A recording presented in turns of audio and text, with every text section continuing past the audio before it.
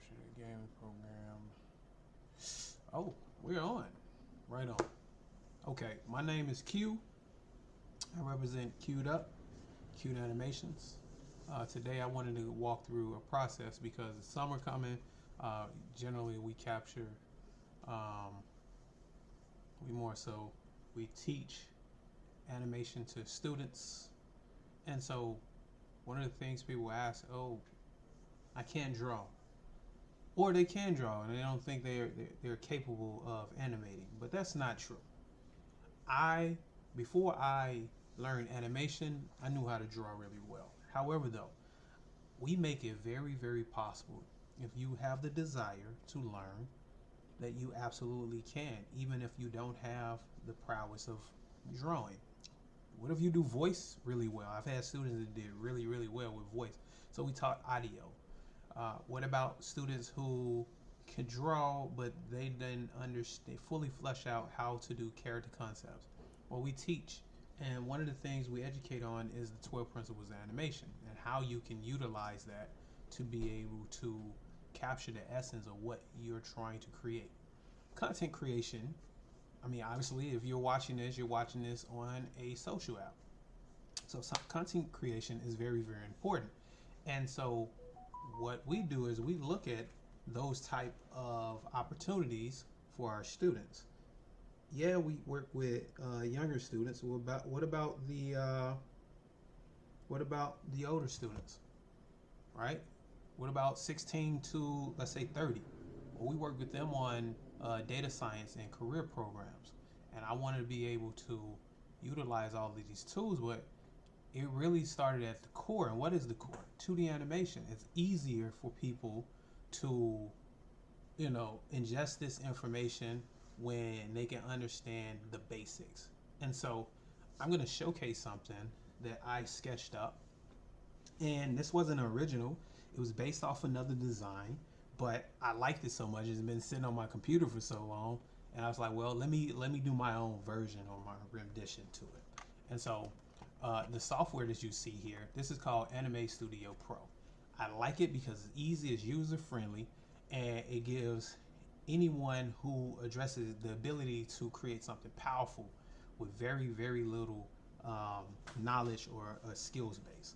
But it is intuitive enough that it opens up your opportunities to a more advanced software. So I start with this for students. Case in point, like 10-year-old, 12-year-olds, I have students who now build content for YouTube. And they started with this software, and most of them are now in 3D design software. But they started here. The core in their foundation started with this. And so because of that, I still use this as an opportunity to teach and provide those foundational skills. And then we just build upon it. So what I'm going to do is I'll bring up firstly let's see if I can find it. I know it's around here somewhere. I'm going to bring up the character concept that I created, and then I'll also put in the one or the motivation behind it. And so if I go here, I'm going to import an image, and that's my sketch, right? So this was a sketch that I created, but it was based off of, let's see here, we're gonna go to everything here, Medusa here, this is open a path here, and I'm going to import another image.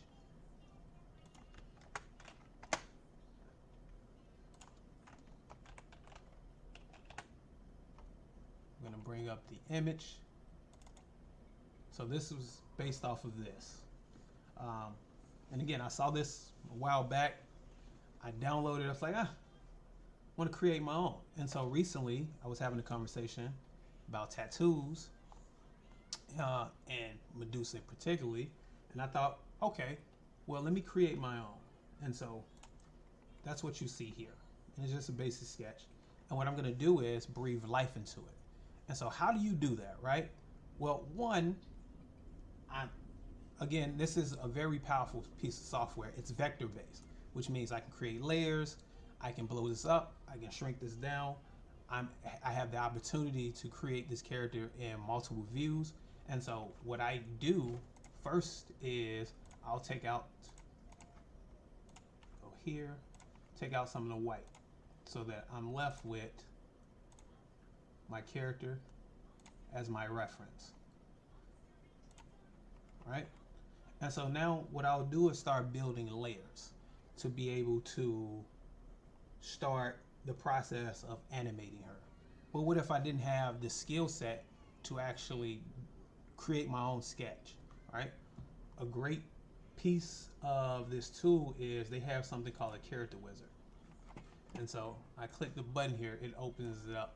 And so let's say I never had exposure or any knowledge of creating characters, character concept or anything. I have the opportunity to go here and I can actually start to build out a character because it's modular, right? But I don't want a person, I want a creature, for example. They have presets. They give me the ability, it's a starting point.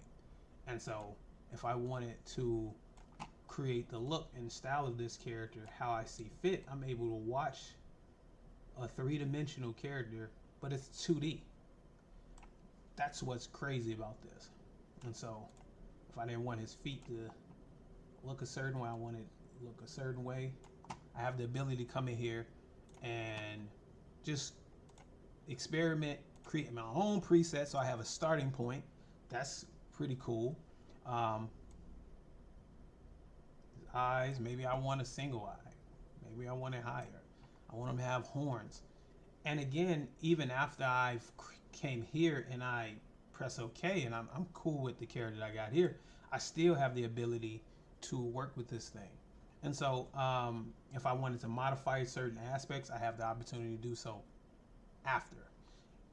These are different presets of, so his torso bends too much for me. I don't want that much bend. I can make it really exaggerated, but I don't want that much. So I'll bring it down. Maybe he's walking way too fast. So I'll bring it down, make it slower. And again, I have the ability to see what that looks like from the different angles as well.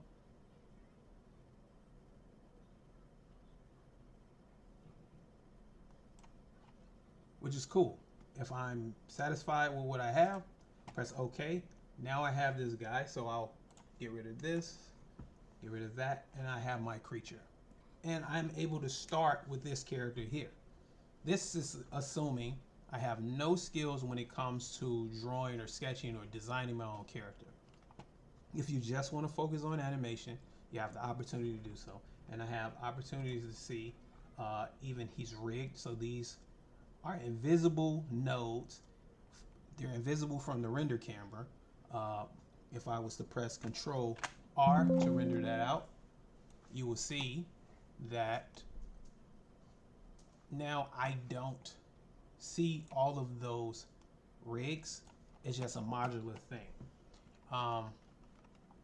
But again, I have the ability to do that and create as many characters. If I want to lip sync, if I want to animate it, I want to pull it out of here and put it into a third-party software, I got the opportunity to do so. But today, I'm going to work on this sketch and I'm going to turn this into a character that can be animated and breathe emotions for various reasons. I'm a storyteller, and so a lot of times I build characters for stories. And so what I'll do is I'll showcase this to our students. Case in point, I have a class later today and my students are working on development. So we created Bugman, and there's a whole series around this thing. It's really wonky, but point is, it started from a sketch on a regular piece of paper. They end up coming into here. Now it's three-dimensional, and we have all of the different animations because it's about recycling. A lot of times when an animator creates something, it's very expensive in terms of time. And so what you want to do is reduce your time by recycling as much animation as you can. It's called kit bashing. And so that's what we would do.